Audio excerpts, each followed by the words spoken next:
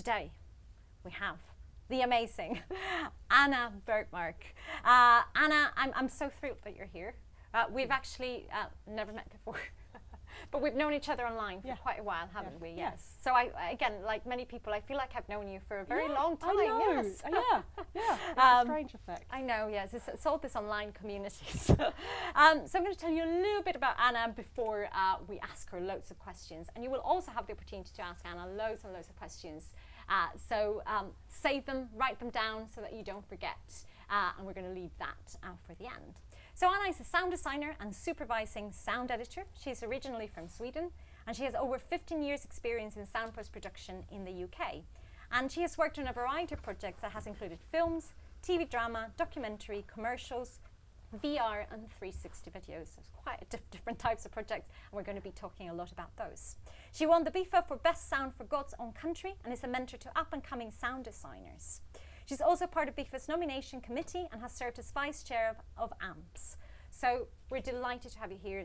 Thank you so much for coming from London to be with us today. I've been looking forward to it for a long time, so thank you for asking me. It's great. So the first thing I wanted to ask you is a little bit about your career. I mean, you have, as I've just mentioned, an outstanding number of different types of projects. So I actually haven't met many people that works across so many projects, because it's not just film, it's TV, it's corporate videos, but also more upcoming kind of new media, so VR, 360. And tell us a little bit about what was your career path? Yeah, well, I came over from Sweden in 2001 to study something called music technology. It was this exciting new thing in media at the time. And they were, because my passions and my background from where I studied in Sweden was music. I studied music and piano for years and years, and I was really into computers. So when I saw these courses, university courses that combined the both, I'm like, yeah, brilliant. And I've obviously I wanted to be a music producer at the time as well. That was my big passion. So that's good. I could see myself doing that as a career. So I came over to London to study that in in a place called Rosebroofen College. It's a drama college, but they had a few kind of digital arts degrees there. So and it was great. So I graduated from there, 2004. And at that time in the music industry, CD sales were plummeting because people, online, it was all like people were downloading music from Napster for free and things like that. And so lots of music studios were closing down because it became people were doing music in in the bedrooms and recording stuff on laptops and stuff because you could do that. So I was trying to find a job in music industry, and I just couldn't find anything. So I was starting to look at other options and going online, the internet, and looking for jobs and stuff. And I found an assistant job for a sound company in London. I had no idea what it was. It was for a guy called Paul Davis, sound designer who worked with Linda Ramsey a lot, and they started working together from the very start, start of her career. So I started working for him, assisting, making tea, coffee, and slowly typing out ADR sheets and assisting the other sound editors, and it was incredible. They were so passionate. Everyone was so passionate about the job, and I was just invited to come in and sit in and the mix in the ADR sessions and things like that. And their passion just rubbed off on me, and I was just fell in love with it. And I was decided I want to be really good at this because it's the best thing ever. And that was on that path really. So And what happened after that? After that, I went freelance after a few years, and then started supervising because I was struggling to get jobs as a sound editor because I didn't know that many people. And I started to network, and I realised networking sounds really boring, but it was the more people you know, the bigger chance you will as a freelancer to get work. So on that path really. So I started thinking, actually, I can just say I can supervise stuff and I can do it all, and to meet directors, up-and-coming directors and producers really on their short films and stuff. So that I just started doing that and really enjoy that as well. And then since a couple of years ago, I heard about ambisonics and VR, and living in Brighton, it's quite a hub when it comes to those kind of technologies and computer science and game companies and VR and stuff like that. So I've got friends who are into it, and I was like, I can do sound for this. And then I started just learning and reading about it, and just playing around with it. And I did some couple of online courses last year, and just hanging out and just making projects with friends for fun, and learned about it that way. So and it's really exciting. And it's quite interesting because there's quite a lot of people in the field of audio, and also linked to the AES in Brighton. Of course, Leslie Gaston-Bird is in Brighton. I don't know if you met her. She's quite interested in VR, and Katie Tavini, of course, is now there as well. She's just moved down. I'm supposed to meet her for a coffee soon. Small world. Oh, yeah. That's where the networking comes. Yeah. Twitter. Cool. That's fascinating. And tell us a little bit about. I mean, you talked about the passion of the people you worked with, kind of grabbing off on you and deciding that's what you want to do. And tell us what actually excites you now that you have a career in sound design and sound supervising. What actually excites you about the job? Oh, that no job is the same. They're all totally different. And there's so much variety. That's what I love about it. So you're going from, it's like, it's everything's it's constantly moving and changing. And also I get really excited about good scripts. That's how I decide which films I'm going to work on, for example. So, and also, I guess just when I feel them, when it comes together, when you've been working on something for a while on your own, and then you come together with just collaborating with mixers and directors on shaping the sound for the film and really influencing a lot of what the audience are going to experience in the cinema, because it's that space. You got them there. You got them. He's going to sit there for an hour and a half, and I'm going to put sounds on you, blast it out at you and see what happens. And they're going to have to hear. And you've got so much, you can do so much in that time. And obviously, depending on the director's vision, they are your boss. In the end of the day, it's their film. And it's just, that's what I love, starting with a blank slate. Right. And you have the script, you've got the picture, and then you've got the director kind of, working together and creating it. Really. And how do you approach, so to tell us a little bit about how it works from the start of a film production all through supervising the work and sound designing. So tell us a little bit about your role in that process. Yeah, well, I usually start out, if I'm lucky enough to start on the project before they've started shooting, and then I've just really got the script, and I might have a conversation with the director about, so if I got the job and they're about to start shooting, that's really useful for me, because then I can sketch out ideas, and I know they're going to be on location, so I usually go on location as well, not to record anything to do with the dialogue, but just to be in the areas of where they've shot the scenes, and to really get a good understanding about why the director decided to shoot there, and just experiencing the environment really, and also to record sounds, so like ambiences and any other sound effects and anything else in that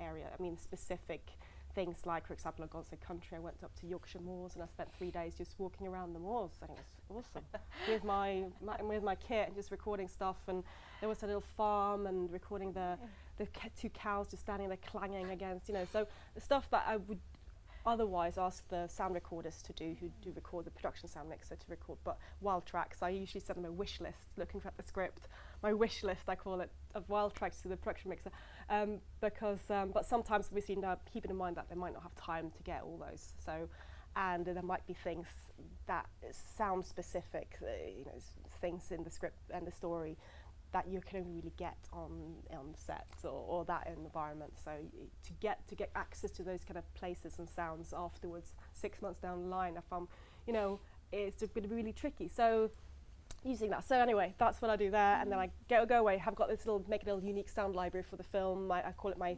sound palette. So it sounds good. You can use that now from now onwards. Palette. Just I think it helps to talk to directors as well, because they're very visual, and to think of it as colours, to almost all ingredients, So I pick my ingredients. You're going to be stealing that. Yeah, so great. It's just a really good analogy I found. All the reports are going to read sound palette. Ingredients, picking my ingredients. And then you can go away and you got these and it's going to sound like the place where they shot it, which for directors, it's just really, it's lovely to have that, to be able to offer that. And then, I kind of have what we call a spot. I might start supplying the editor. My tummy's rumbling a bit, cut that out. Supply the editor, the picture editor, with sound effects as well. My sound library that I've got, so they can use it when they in the edit. and that's a really good way of getting your sounds in there in the edit. So keep it there, so they get used to hearing these sounds that hopefully we can use. I'll want to use. You know, I think these sounds are really going to be working for this film. Not for the whole thing, but for some key scenes, and also to work on those scenes. They send me a quick time of a scene, and then I just do that and send it back, and they might change that, or maybe rip it apart, or maybe re-edit. But at least they've got something to work with, especially if it's any scenes which really lends themselves to sound, where the sound design is going to really help the cut. So that's to the picture editor that you send it. Yeah, okay, yeah. But it's always in conversation with the director, and then and then I kind of sit and just do my first pass, as I call it, what initially comes to mind first thing, you know, and track lay it, and then I get the director in and sit and start. I always get the director in to listen to it before that. This is like 2 or 3 weeks before we start mixing. This is kind of on a kind of I mean, you think of it, but kind of I guess a low medium British indie film type schedule. Yeah, and then we sit together and we listen together for a day or so, and then sit and get the director to listen to it and respond to it and give me notes. So we try things out, go away and you reflect on it, and I like that, to get them in kind of early on, the directors to listen to their film, because when you get to the mix, it's the clock's ticking, and you might have a week or a bit longer if you're lucky, and in the final mix, and just really finish it. And then really the right side should be in the right place. You can change things, but you want to use the time in the mix to sit and tweak and shape, rather than going like, oh no, we're going to cut back to that sound or that atmosphere we used in this scene or this location. We cut back to 50 times. We don't want to. We want to get that right early on, so we don't have to sit change everything. Yeah. So that's just about that. So that's what kind of my role is, and obviously look after the team as well. So I supervise sound design, kind of do sound effects. That's how I like to work, and then I get everyone, the rest of the team, the dialogue editor who's done the ADR and stuff like that as well. If we have any crowd recordings, I like to attend the crowd, because I use it as my ingredient to shape. Because there's so much energy and things like that. Get energy right. I use crowd like that if the film needs a lot of crowd. And the Foley. I work closely with the Foley team. If I go and visit them and talk to them, I send them lists beforehand, and we talk about it, what's needed, and they send that to me, and I kind of sit for a while, for a few days, just with all the material, and just tweak and see if there's anything missing, just double checking everything before we go into the mix and before the director hears it again. So it's kind of, and it helps. I find that it's a really good way of working. It saves a lot of time, and then we can just really have a nice time in the mix. It's not going to be too stressful, because it can be, when director sees it all and hears it all for the first time on the big screen in a kind of a cinema environment, it's like, wow, they really, it's like, this is it now, we have to make the right decision. So it's a lot of emotions going on there as well. So just try and guide them. Yeah. It's quite nice. You have a connection when possible, as you said, from the pre-production to the post-production. Yeah. And I was wondering, just as I was listening to what you were saying, how much of it is you actually doing practical stuff and sitting down and editing some stuff? Because you talked about kind of editing a bit, and how much is it actually kind of reviewing the material that you're sent and saying, okay, actually we could add this, we could remove this, to kind of to deliver that overall design that you came up with. Yeah. So what would you say is the balance? No, I lay all the sound effects. Okay, so you do all the sound effects. Okay, all the atmosphere. So all that. So everything that isn't dialogue and Foley really. Okay, yeah. But then I usually add a lot of sweetness for the Foley and stuff like that. So when I get, it's like I send a list, have a chat, and then hopefully 5 or 4 weeks later I get it sent. I mean, everyone's very professional. Everyone's kind of there's a good sense of what if there's anything really specific or Foley wise, I go there and I sit, I attend the Foley and stuff like that. So I trust that it's going to be good. So when I sit with it, and they obviously maybe ask for some pickups, some things that I might have forgotten, and might want some more options later on when I get it. But I like to have at least a week when I sit with all the material and just tweak everything, or check it, so it's all as intended, delivered as intended to the mix. And how often do you get the possibility of being engaged from pre-production? So how common is that? Sorry, that's a tricky question. Tricky question. Sorry, it wasn't the list. Oh God, it's Yeah, quite often actually. Okay, In the that's good. past few years, yeah, more often than not, yeah. Do you think it's becoming more common, would you say? Or is it just the type of productions you've worked with? I don't know actually. I think in TV is different. I think in TV series and TV drama, obviously they start shooting probably a year before they even think of maybe the bigger, it's a longer kind of longer road. Films, it very much depends. But no, maybe it's getting more common because they have to, especially if it's partly publicly funded, to get the funding. They have to show that they've got a team in place and budgets in place for everything. So they decide that before. That's a good way of looking at it. I haven't thought about that. No, but that's good. It seems like such a great opportunity to be able to get involved very early. Oh, great! It's right. Yeah, I love it because it is great to be able to be in there and be able to talk about having those conversations and know that you've got to be, so you can kind of plan, get the ideas, and you can reflect on it and stuff beforehand as well. Absolutely, that's great. And of course that was focused on film, but we said you worked a lot on VR and 360. So how did you need different skills, or how is the process of being engaged in a project, say for sound design for VR? How is it different and how is it similar? Because there are no standards in VR. It's the Wild West. There's an open road. No one knows.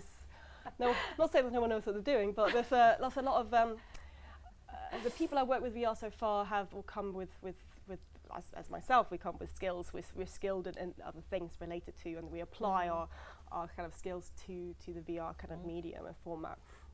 And again, with VR, every project's different because every 6 months there's a new thing that's come out. So you have to, how you might have done things 6 months ago, this new thing. Oh, it's a new headset. Oh, it doesn't take that. Okay, so I work in Unity a lot, which is the game software. Yeah. So yeah, and Unity changes all the time as well. So you say like, oh, I can do it this way. Oh no, that's changed. So, but that's just not how software works. And it's such a fast-paced. Oh, that's like the whole area is so.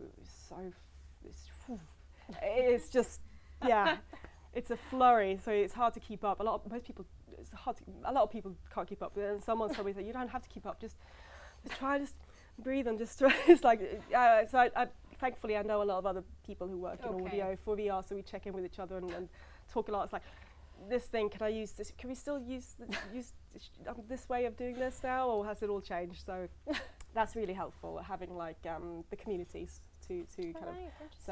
So yeah, but again, because I think the teams that I've worked on are a lot smaller. So the last thing I did was it was a VR experience for a museum in Austria, and it's going to be displayed there between December until March. So so we were 3 people doing that. One, a main kind of technologist, a creative technologist, and then we had one director who was also a Unity developer, and then me, who'd done a bit of Unity integration with audio.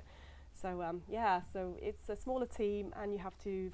It's problem solving in a different way because it's all depends on the technology that you got, your tools. But at the end of the day, it's still sound for storytelling. It's still about this picking sounds that work is still the same. It's the same kind of creatively. It's the same, I'd say. Okay, it's just this kind of keep catching up to new workflows and new technologies. That seems quite stressful. Or exciting. Is it exciting? Is it exciting? It's a challenge. Yeah. But no, it's a fascinating area, I think.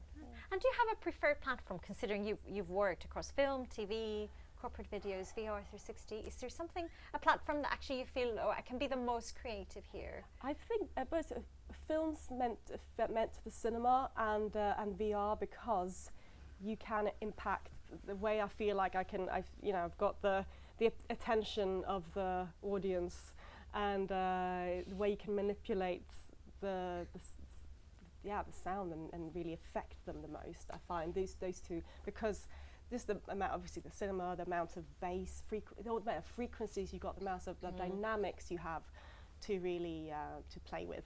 And then VR, I find it's because it's just changing a lot, and because again, the proximity and things like that, and the way you can really play and how I would like to VR, I like to try and take all of my knowledge, everything I've learned from film when it comes to psychoacoustics as well, and all the kind of sound tricks and stuff, and apply that to VR and see that's going to be my next project. See how far I can push that to do with proximity and intimacy, little sounds and Foley and things like that we don't really that kind of sounds that we take for granted, that I find are really effective when it comes to kind of manipulating people's emotions and their fears and their perspectives and stuff. And it's quite interesting because there are two formats where I guess in many releases we can predict how audiences are going to listen to. So in a cinema setup we know they're more or less going to be sit here, and in VR they have no choice than put the VR set. Headphones, good headphones, maybe, things like that, and you put them in a quiet place and they're just like,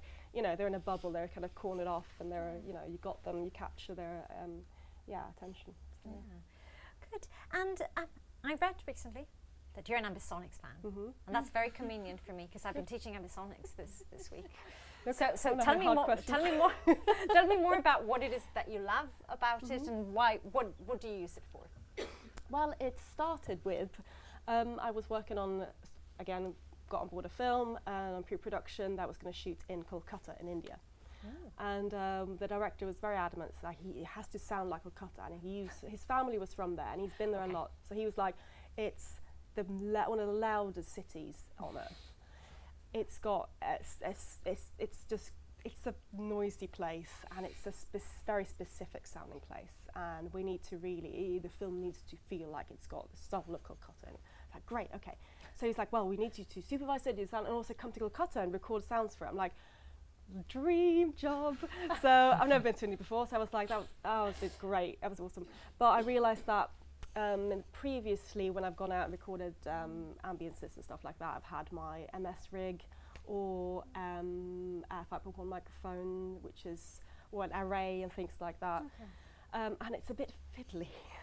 and knowing cities, and knowing especially going to be in a city that I've never been to before, I'm going to be in and out of cars a lot because it's a big place, I've got a driver and all that. I need to be able to just have something that's really handy and quick. So I did some research and I realised that ambisonic microphone is because you can derive a 5.1 from the B format signal, and you can get a stereo as well if you want, and all that. So I was like, I'm going to try that. So I did some tests and it worked out. Even though the sweet spot is quite small with ambisonic mics, it's quite narrow, I had a listen in some big rooms, so I was like, it's going to be fine. I think it's going to be looking at the practicalities of it, and even though it's got some limitations, it's going to be the best option. So anyways, I borrowed a Soundfield MK2 450, I think it was called, and got off the Zoom F8. So it was a really handy, really portable kit, and I was like, I can't carry lots of stuff around. I'm tiny, so I need to be quick in and out, be able to press a button, bam, record it, and then bam, next to so anyway. So so I just I did a big, massive library in Kolkata. I was there for 8 days, recorded day and night. It's all over the city, and made a huge library of B format. Then I used got a free plugin from Soundfield, now known by Rode, so they still do it. So I got 5.1, atmospheres from all these recordings, and it was great. It worked out really well. So that's how I started kind of getting into ambisonics. Your love for ambisonics. And then obviously working in VR, stuff like that, the understanding about it helps a lot in the way you kind of think about it, like object-based rather than anything else as well. And and obviously creating ambisonic, ambiences from mono sounds as well. So I've done that as well, going like the other way around, like converting the process. So I think it's really handy, and it's something I'm going to work with. I definitely want to do again if I have to record that ambiences. Do you find that because of your position of being a sound designer that does also the sound editing of effects, do you think that makes it easier to incorporate these technologies that are maybe a little bit more unusual for filmmaking? Is that a plus? Okay. Yeah. To kind of understand how to use technology and what you need, what you can get away with, what you don't need. I mean, I think so, definitely. And you talked about kind of using the MS technique and other arrays. So do you have any other kind of recommendations of things that you feel have worked really well in regards to spatial audio recordings for your work? Not so far. Okay. Actually, I did think about that. I have done some binaural recordings, but I find it slightly limiting. It very much depends on the final output. No, not really. I kind of if anything else, I tend to prefer using mono and then you creating combine it from there. Combine it. But I think that your point about portability. So sorry. Should have had her before she. I think your point about portability is important, because if you're, as you said, a place you don't know, on your own, you have to do everything, set up really fast, press record, get something you like, and leave. You cannot really be setting up 5 microphones, can you, in the middle of a city? No, so I think it's important. Exactly. Yeah. No, that was it's interesting. It's interesting. Yeah.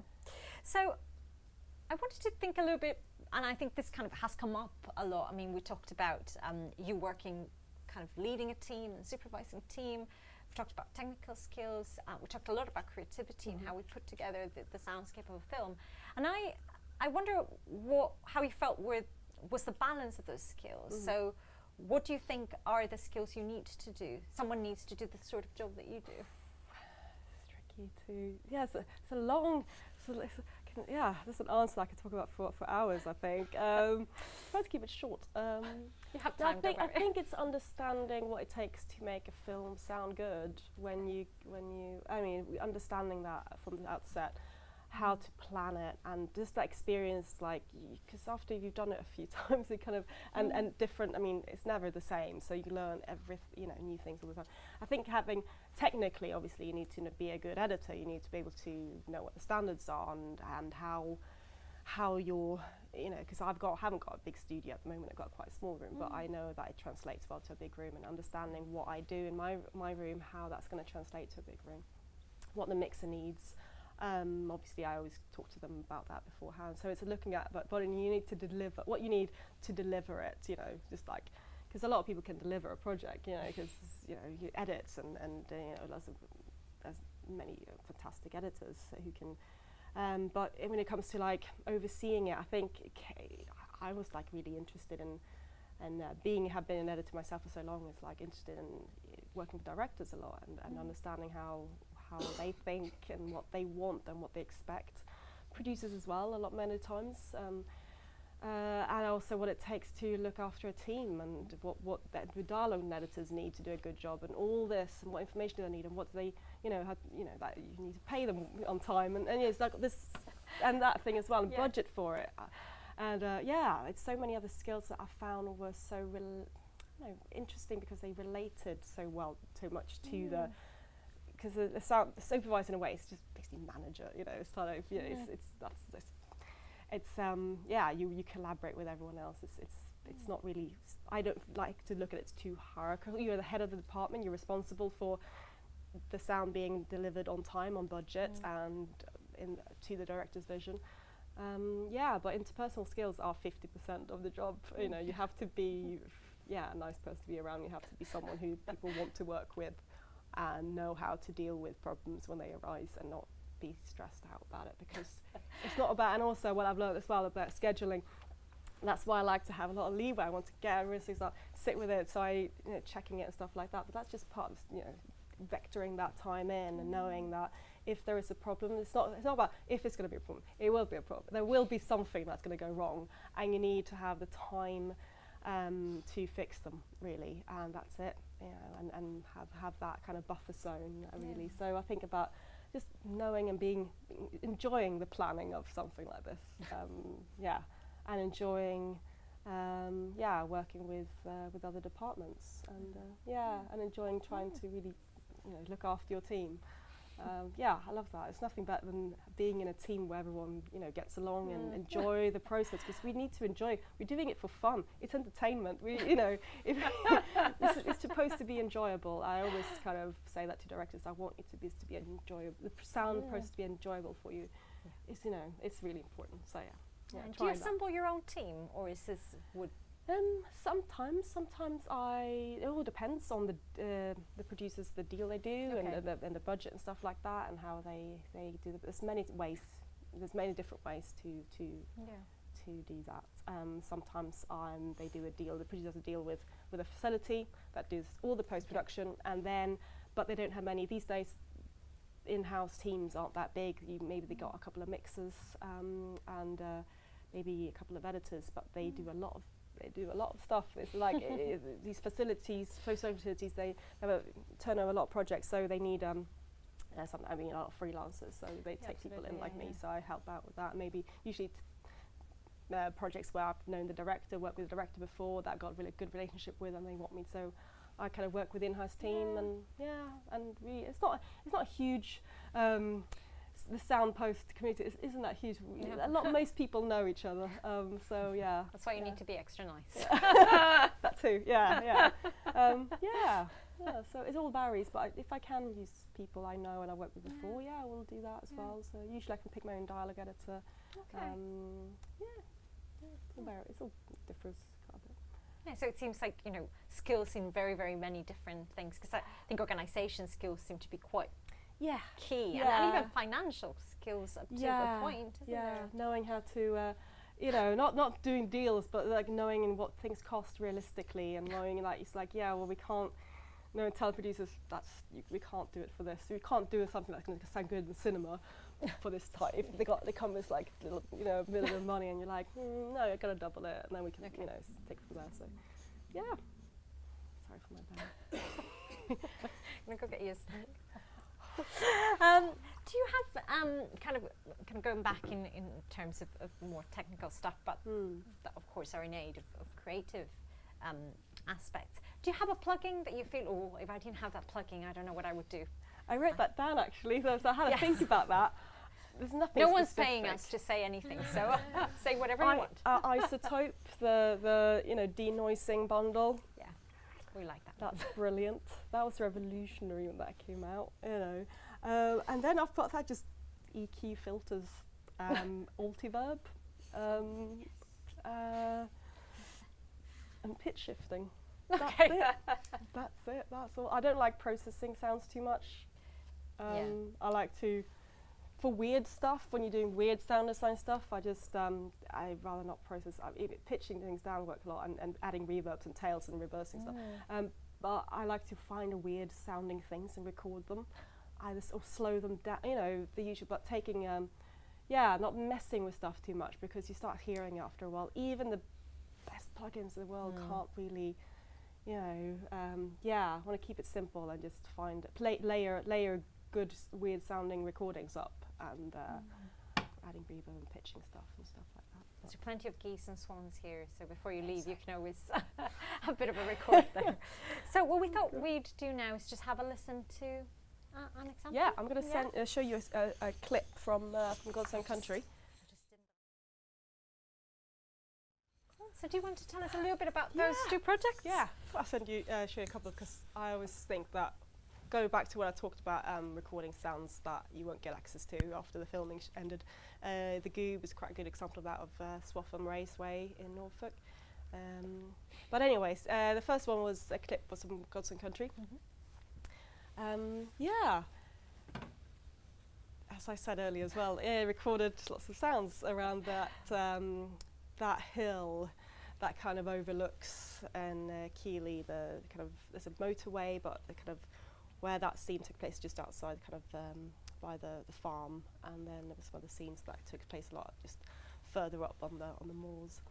And it's like that kind of trying to remember, but trying to remember, so going back to remembering working on it and the sounds I picked. Obviously, that scene is quite a kind of a big climax scene when they kind of fall out. I'm not sure if you know the story, but it's about a farmhand that comes over from Romania to help out on a small farm, and meets Johnny, and they start having a relationship. And then, Johnny's still got some demons that he's battling. So things happen, and then so it's a big scene. So it's kind of. And it's a very physical film. There's it's almost like through the sound. I wanted to kind of really depict that all the physicalities, and that the engines are really have a lot of character.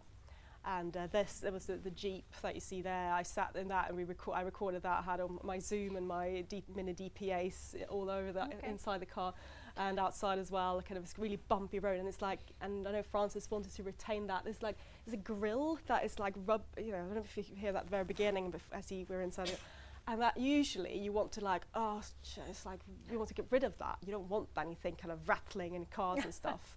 And I was like, no, I want that rattle. It was the car that they used kind of, they used to transport a lot of stuff on set as well.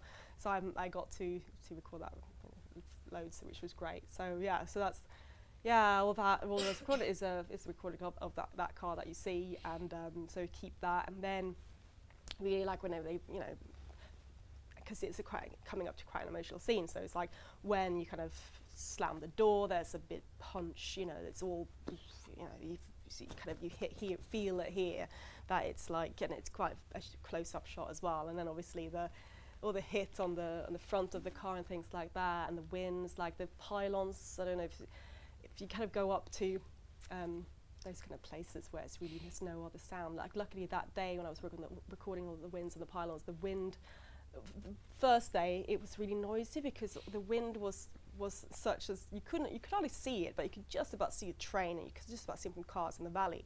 And if the wind is in the wrong direction, it just carries all that noise up the hills. It's quite miles away, so you can hear that really well. So I was like, shit, I can't. It's not useless recording, so if you can hear traffic on it.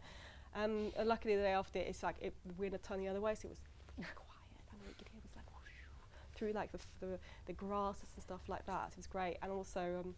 I think those pylons weren't the sounds that you heard at the beginning, wasn't from here, it was from Sweden. That was I found this amazing pylon, electric pylon like, but that's got a really specific sound. It's almost like a phrase you hear very often. Exactly. Amazing pylon. Amazing pylon sounds that are really eerie. And it's not like electric, it's more like, it's got like a tone on it. There's wind through these really long pylons that travel for miles and miles over like really, the forest and stuff like that. And it's really kind of nice layer. There's a lot of things layered in that. It's like wind, and there's like a little whisper, and then it's this pylon thing, just to make it a bit more characterful when it's quiet. And then obviously at the end we decided to play that with that scene quite a bit at the end when the car is still idling, and then slowly kind of peeling back, and he's breathing. He's like. And it can really feel like it's going a bit internal with Johnny when he's realising that shit, he's walking away from me kind of thing, to really make that more emotional. It's like the car, even though it's like you just pull the car sound down very, very slowly, so you don't really notice it. You don't make his breathing louder. That was the way the volume was all along. So it's just playing with those layers, and that was that really. But it's quite. It's nice to find those scenes where you can be a bit more creative, and that where it works. And the other scene were from The Goob, which was an iFeatures film from 2005, I think, a long time ago. That was. I read the script, and it's like, Swaffham Raceway, banger racing, and I'm like, alright, okay. There are no recordings of banger racing cars. There are. Stock car racing cars, which is similar from America. There's Sound Ideas, Hollywood Edge libraries, full of these. But it's a very different. The car's going around, but it's a very different engine. You can't compare. These are 4-cylinder ones, and they're kind of all handmade, and they're all it's all sounding unique. So, and they're very loud. They're just wonderful, loud things. I just told the producer I have to go on, once the days when you're shooting these scenes, I have to be there and record these cars. So because that's the only way you could get them, because the old dialogue is actually, I can't remember if that's ADR or not. I don't think it is. All those cars going on in the background. So.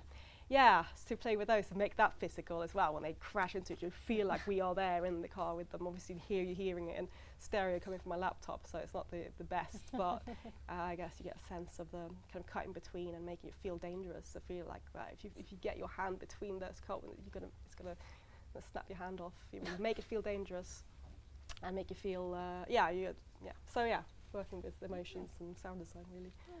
And of course, there's quite quite a gap between those two examples. And I was wondering, what you were talking about them is, how do you feel you have changed in the way you work when you go back to thinking about these examples? One you said 2005, the other one got some country. It was 2 years ago, I think. Yeah. We finished a year and a half ago, I think. So it's much more recent. Yeah. Do you feel you've changed as a designer, as a supervisor? Oh goodness, that's a good question. I don't know. Maybe I've learned so much more, but I think my my kind of initial approach, the core approach, I think it hasn't changed. I think that's kind of worked out that from years of watching other supervisors how they work and figuring out what works on short films, and that's kind of where a lot of my kind of practices kind of come from. It's just having to make do with very little time and money and make the best of it, which is the really good, is best way to learn, I think. Yeah, I don't know. I just I don't know actually. Yeah, it's It's interesting, but it actually means that you very early developed a kind of way of working that works for you and to convey the emotions you want to convey. Yeah, so that's I think a good so. thing. Yeah, I think so. Yeah, I'm sure. And if I see you in 5 years, you'll probably changed lots since then too. We'll see. But yeah, it's hard to when you're kind of in yourself, it's hard to kind of notice change. I think. Absolutely. Yeah. I was wondering what you think. What is your opinion about what might be the next big thing in audio in film? So what do you think is going to be the next big development? We've had a Dolby Atmos for a while, which you is still have it. We still have it. Yeah, we've had it for a while. We still have it. It's still happening. Dolby Atmos, which it's not like it's something that hasn't happened yet. I think so. It's hard to say, but I think that probably will become more common or prevalent. It's the standard now, delivery standard for all the Netflix shows. You have to do in Dolby Atmos, even though most people watching Netflix will never have Dolby Atmos at home, right? It's so.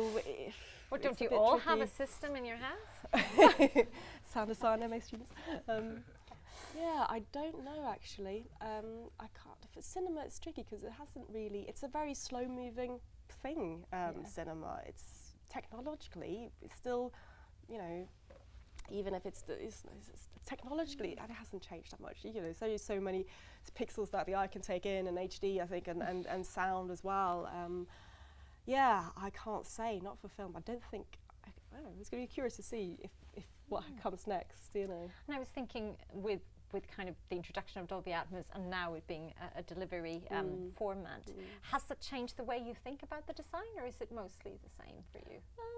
I haven't worked that much in Dolby Atmos. Okay. I would love to do a bit more. I think it's. I think my thoughts about it would be to just keep it, to be really selective about what sound you put where and why. I think that's going to be something that's going to be more important to think about for sound designers,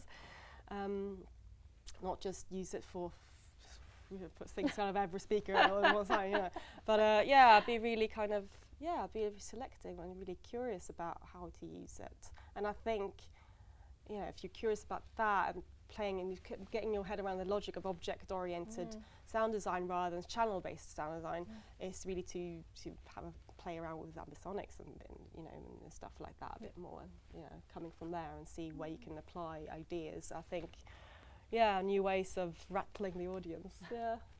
And what about developments in VR and 360? So something that, you talked about things changing quite fast, which is absolutely true. It's from one month to the other, which is complete opposite to what happens in cinema. So is there anything that you feel like, okay, this is what's happening in VR or 360 and this is likely to develop further? I think we will see, which I saw, that was 2 years ago. I was at Southampton University, the researcher that you there, and I think that something that will hopefully soon be a new way of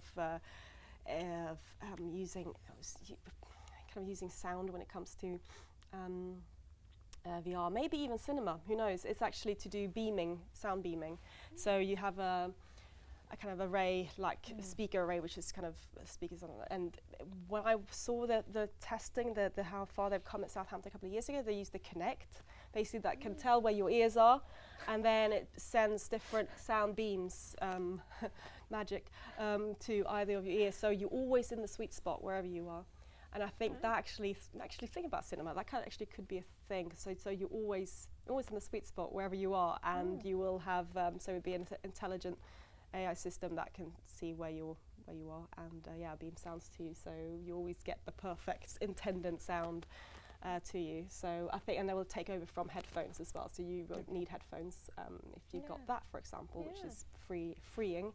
And I think that's going to be the next thing actually, which is great, which I think is great. So you don't lose any from the experience if you're sitting on the side. This is, sonically anyway, of the cinema. Okay, I hope so anyway. Yeah, they do quite interesting research on arrays in Southampton, definitely. And is there any kind of new exciting projects that you're working on that you can tell us about? I just finished a Channel 4 series called Foreign Skies, which so I finished that a couple of weeks ago, and it's going to be on Channel 4 sometime in the spring. So it's a 4-part, it's based on a play, a theatre play. That's really interesting. So that was great fun. That's really, a lot of fun challenges on that creatively. I can't say too much about it, but because it's based on a play, you can give the stories out there. It's about China and America, and so it's about depicting obviously New York and Beijing, and then doing both these modern day and 89. So looked at a few of the political kind of uprising in that time. So I had to do a lot of research and create a lot of stuff. So and otherwise, just looking forward to going. I've got a bit of a break at the moment. That's why I can take the time to come up here between projects. So I'm starting another film, hopefully in April time. I can't tell anything about, unfortunately. That's okay. But in the meantime, I just want to get into doing a bit of VR experiments and just really again get better at the new tools for that. So So do you see, is that something that you would like to do more of in the future? More new media? I think just learning the new, more kind of middleware tools that I think is going to be really useful for really manipulating sounds more as I want to do. It's just like I've got all these ideas, but finding a tool that fits that and makes it easier without having to spend too much time learning. It's that kind of thing. Finding the time to learn new ways of doing things. Okay, cool. So a lot of exciting new things in the future. Yeah. And a lot of learning, it seems, which is quite nice to have the time to do. I'm feeling really grateful to having the time, being a freelancer and having time between projects to learn new things, to not get stagnant, and in your practice and your tools that you use every day, because it's quite easy to do that. Because Pro Tools, it's great, it does everything you want to do, but it's nice to push and getting inspiration and get excited about new ways of doing things. And I think that's kind of really exciting about what you've been saying, because I hear lots of people that maybe have a mindset where they say, well, but this is how we always do it, and we're going to continue doing it this way, because that's. But I think someone that is so interested in developing and learning new things brings such an exciting new angle to what you do. Like example of kind of using a sound film microphone to do your recordings.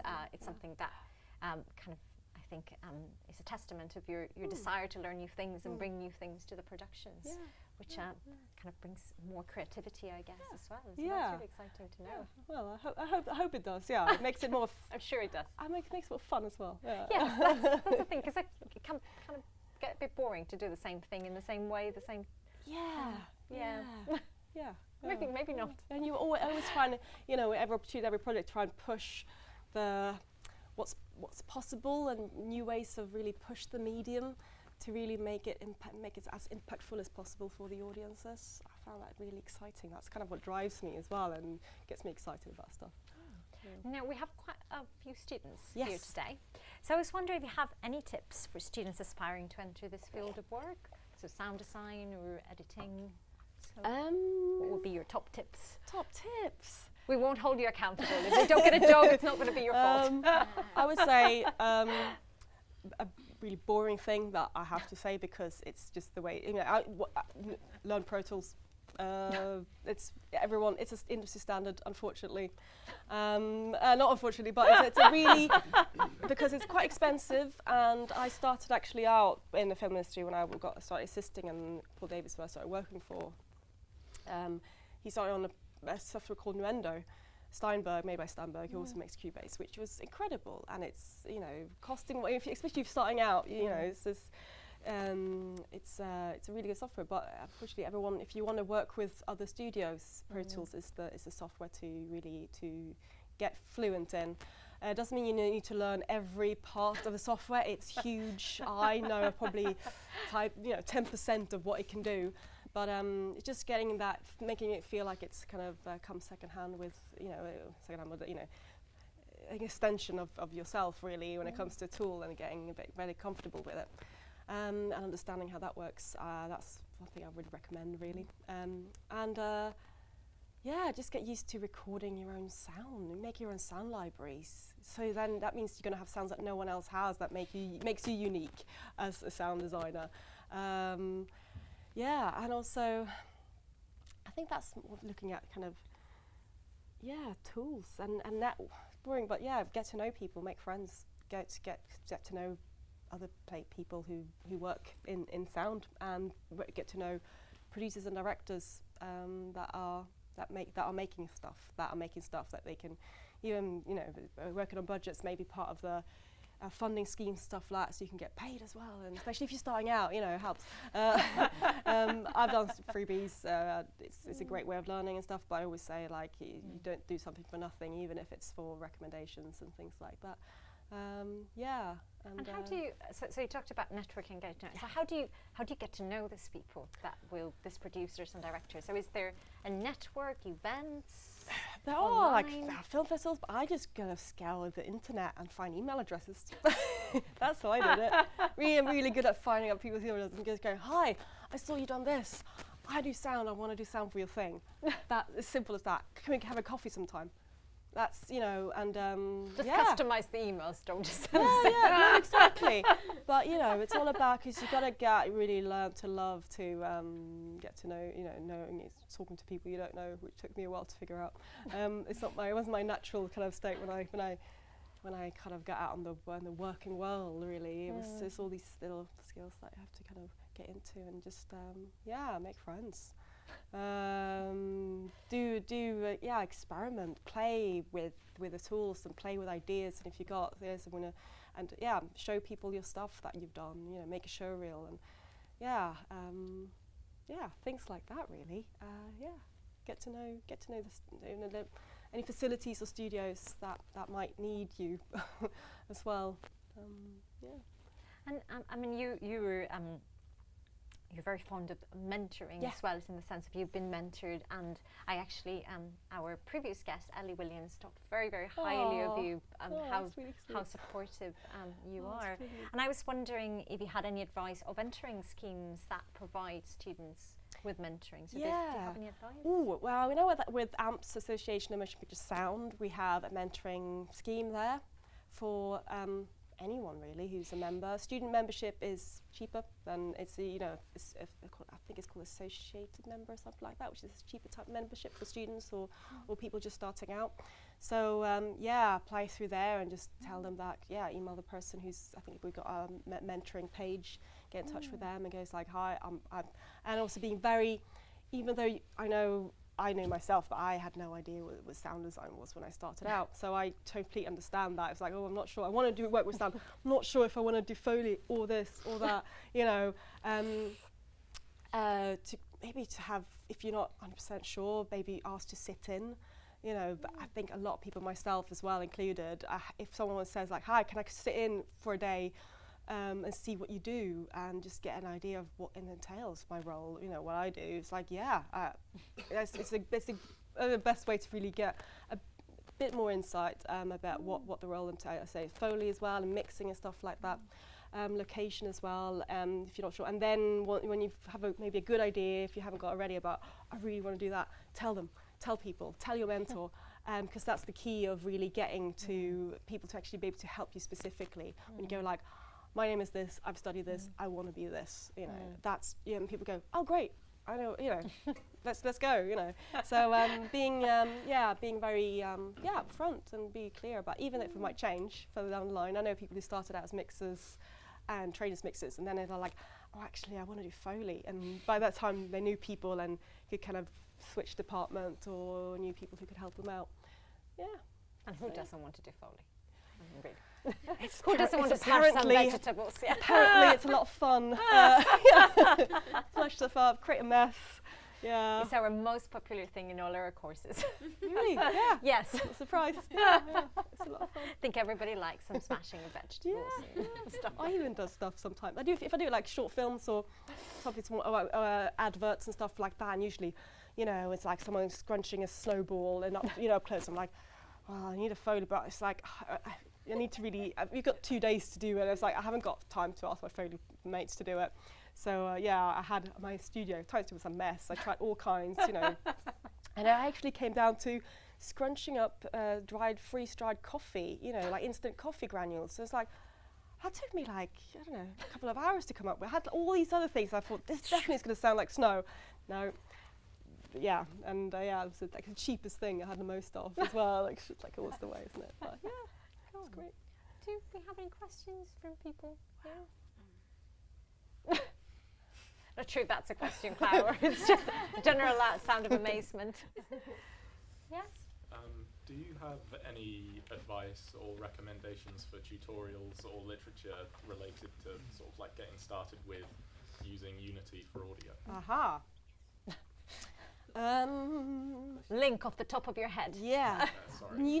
Unity do have a really actually good guide on there. They've got a very good website. I mean, all their tutorial material online, which is totally free, is pretty good. And they've got like example demo projects as well, which are free. Which is a good thing. Unity is free. Their demo project is free. All of that stuff is free to learn. Yeah, have a look at that. And there are some really you kind of, as I did when I just kind of watched through it, pause it and go like, oh, okay, I'll do these steps, this kind of step-to-step stuff. That's really good. And also Google Resonance, which is also free, which is one of the best audio renderers available for Unity as well. They have a really good kind of step-by-step how to, what it is and understand how it works and also how to implement it. I did a course called, it was an online course I did a year ago about Unity, audio integration it was called, by it's called School of Video Game Audio by a guy in Canada, Leonard. He's great, and he's done I actually just stumbled upon it, and they do things, yeah, reasonably priced courses, but I think it entailed quite a bit of C# coding, which was a bit tricky for me because I'm not a coder. Yeah, but there are variants, so I think I recommend starting with Unity's tutorials and go from there and see, yeah, how you find it.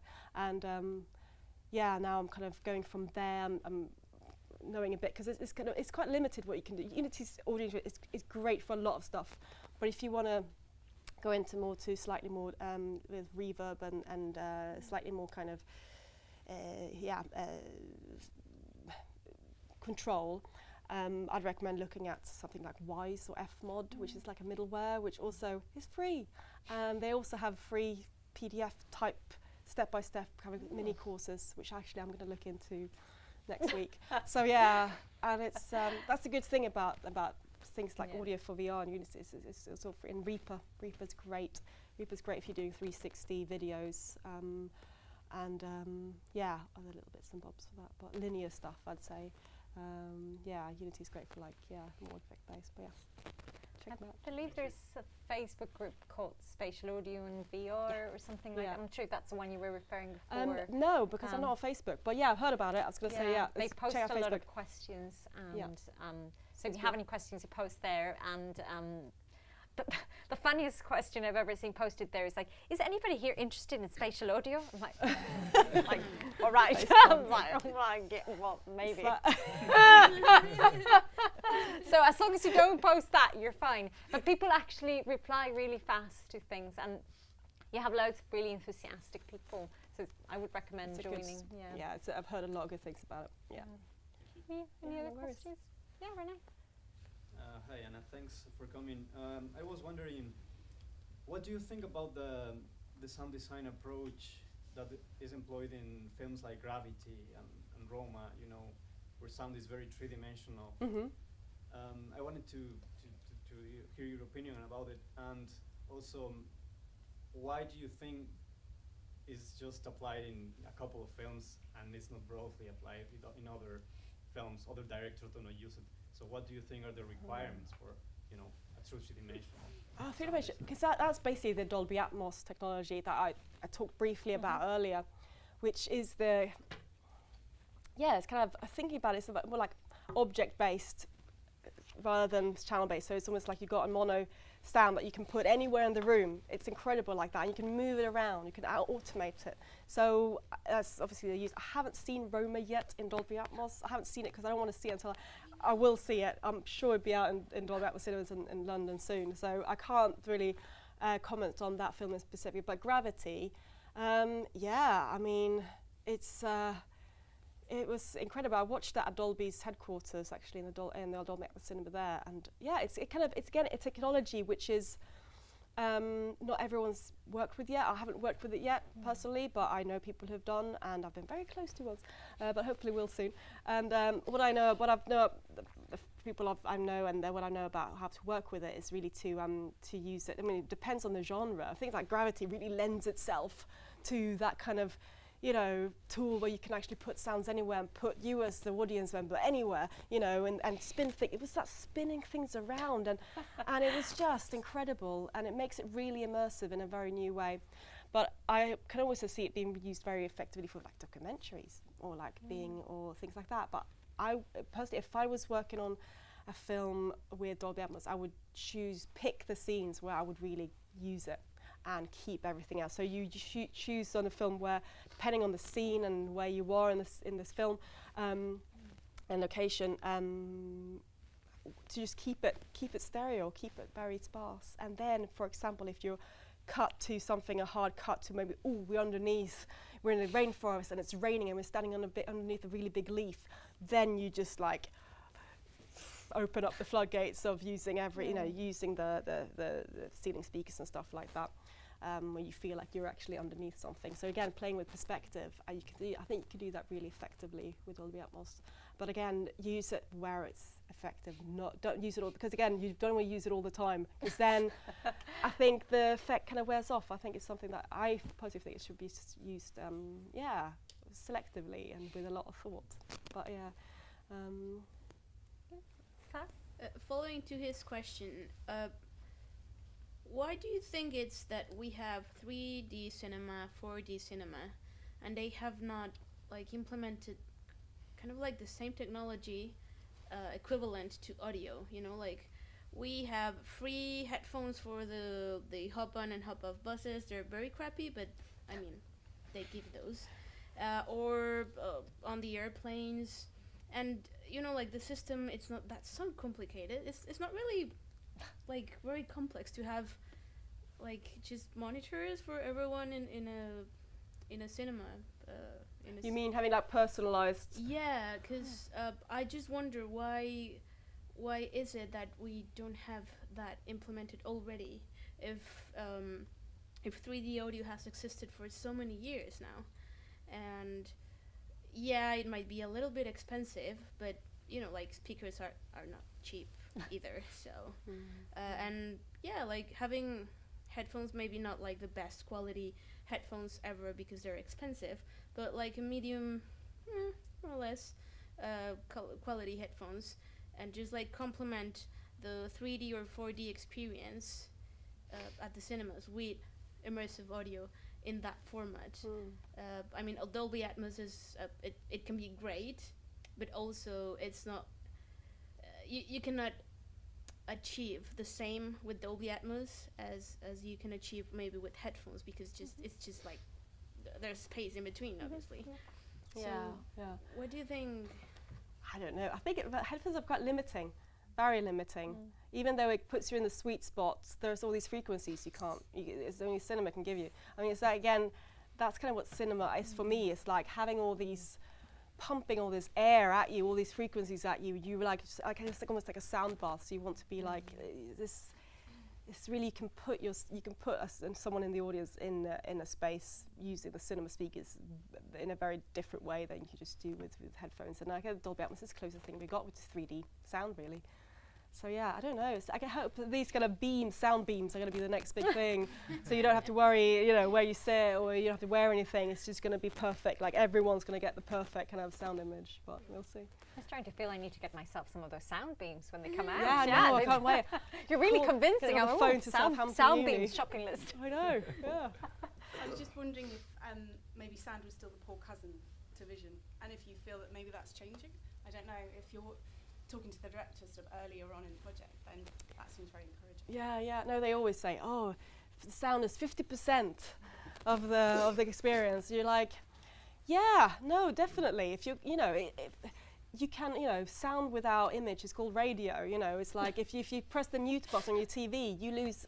It's just loads of moving images. So, in a way, yeah, it's very important. But I think it's because, I was sometimes said, I said a few years ago, a lot of people laughed at it, was like the problem with sound is it's invisible and you can't touch it, and we haven't got a vocabulary to describe it as we do with everything we can see. So that's probably why we take it for granted, and it's not giving the attention or the it maybe deserves in many ways. But when you put the director in the final mix, goodness, they're there.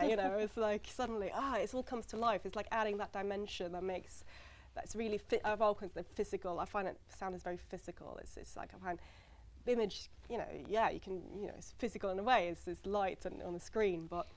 It doesn't touch you, because the sound does go through our bodies. It does, rattle us physically. So, yeah, but that's what I think is the reason why you can't. It's all very abstract for a lot of people.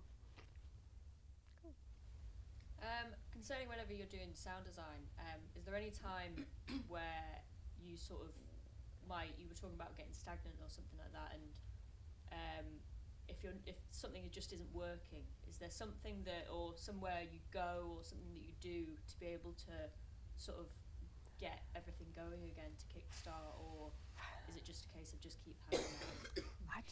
I've never really had that kind of writer's block that I know that many of, not to say I don't have writer's block, I do get get a bit stuck sometimes, but then I just kind of, it depends how much time I have. If it's something like, I really need to come up with a really good idea for that, but I really can't really come up with anything, I usually just go away and not think about it for a while. If I've got the luxury to do that, just like catch up on sleep probably. Usually my problem is I just usually get exhausted, get a bit blind to it. And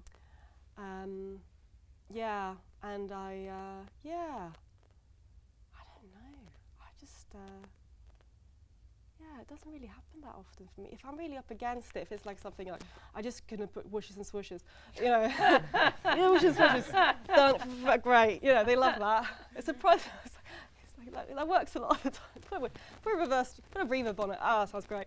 I usually literally like pull things like if it's something that's a bit abstract, and I just kind of go through my sound library, so listening through sounds, different stuff that I think might be the good way to do it. And sometimes it's really annoying. That's just the way things happen sometimes, that you listen to, you search for a sound which you need for something completely different, and you go like, oh my God, that's so good. That would be perfect for the other thing, but I didn't find it because it doesn't have it on the file name, or it's described as something completely different, or it's a completely different thing that would never, link up, but it just sounds great. And then I tend to, I've got a few things like in my library that I kind of remember. It's like, that really, or I remember going to the library and add that to the description. It's just a bit of potluck sometimes. But just go through it, listen to stuff, drag lots of, maybe 20 different sounds in on the timeline, and mute each, or solo each one, and go through it and see how, and just get idea from that really. Do you, just link to that, do you create sound reports of your sound effects library so that you have all the metadata? So do you do that, or is it mostly in the file name and the classification? It's all in the file name. Yeah. All the words in the file name. Yeah. Okay. It's a lot of words. Try to avoid. Reminds me, I've got so many. I'm gonna put it off because I've got a lot of recordings that I just do quickly and then put it in. I'll do that later.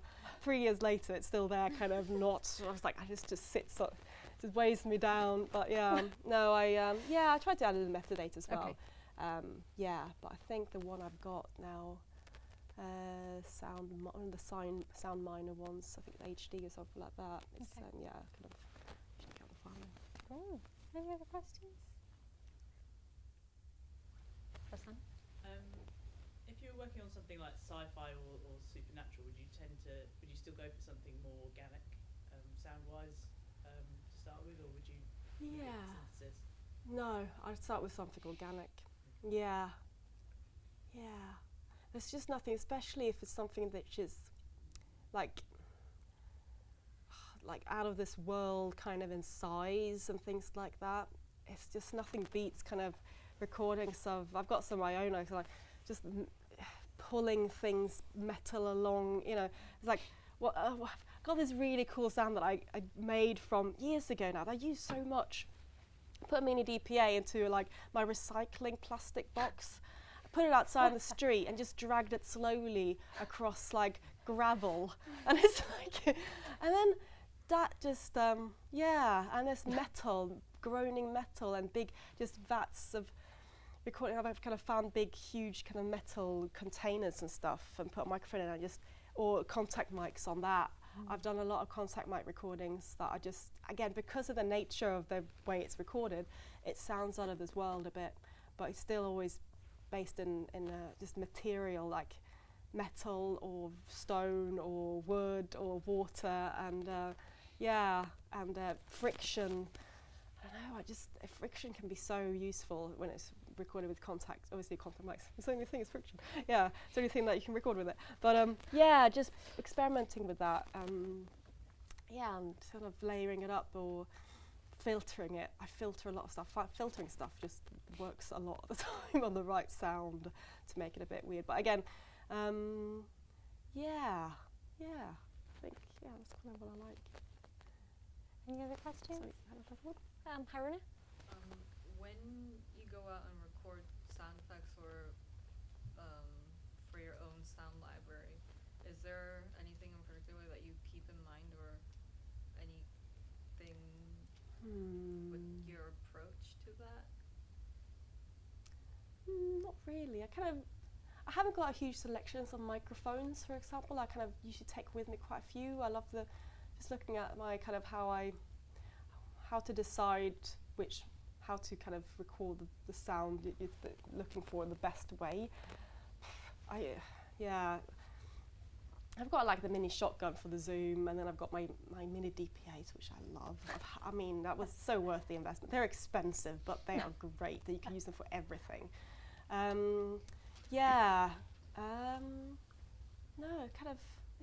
If it's like, actually the Zoom, even without the shotgun, is really good for anything.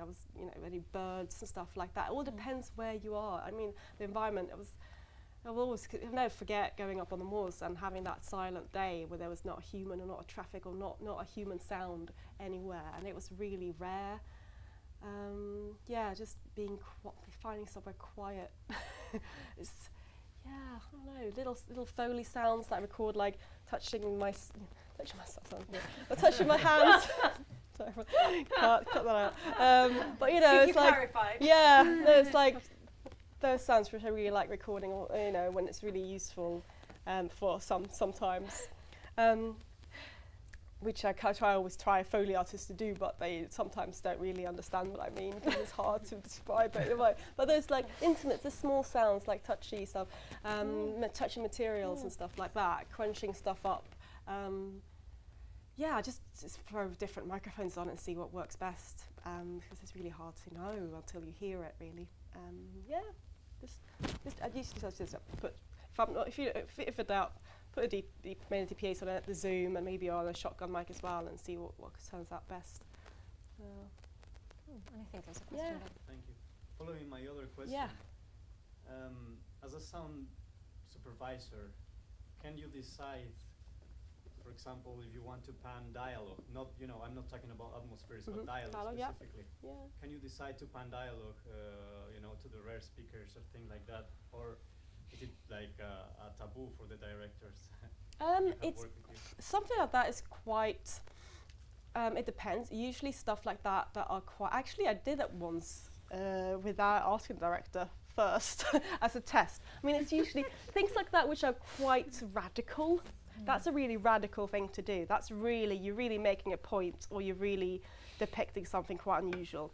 So that's usually something that comes up in a discussion with a director quite early on. Like, oh, this scene, we need something weird, or we need to try something different here. And sometimes the director, they don't know because they never tried something like that maybe. So it's like kind of something that you can that I'd suggest. They go like, well, I've got this idea of panning the dialogue around the room. Should we try it? And they go like, they might go, yeah, sure, let's give it a go. And they might go, no, are you crazy? Yeah, but it's stuff like that. It's really it's really nice to have the opportunity to try that, but it's always the director's choice. Right.